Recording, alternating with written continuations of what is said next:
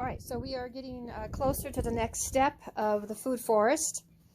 We have the large agricultural size pressure tank and the pump. This is our well right here. So this is going to run down 170, 180 feet to where the orchard food forest is. And this is all going to run off of our solar because we are completely off-grid.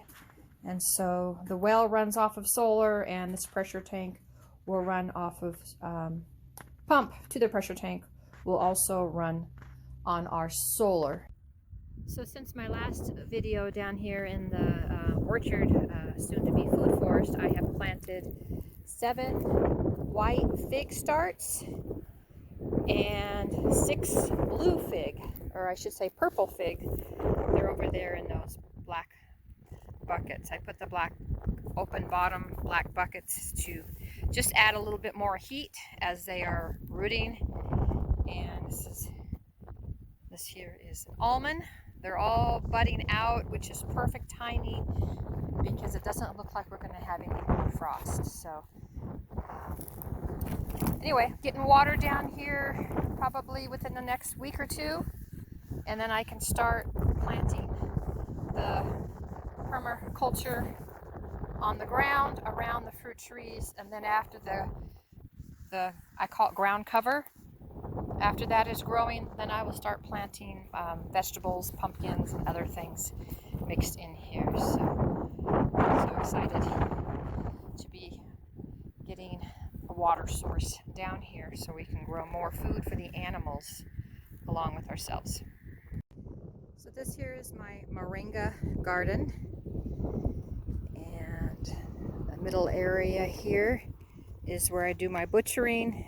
Future garden area also. It's kind of a catch-all area for composting and starting trees. This is my first garden, which is again completely bird and critter proof. And then my 4th garden area over here, which this year will be my sweet potato garden. And I have a lot of work to do because we had our snowstorm came through and it collapsed the bird netting on all of my gardens. So I have 1 done and 2 to go. So this area will also get the pressurized water as we run it down to the food forest. And then just a note here, this is my tripod for when I butcher, and I compost the feathers and the blood. So all that gets put back into the compost pile, and even some bones. All good for the soil. So garden goals coming up.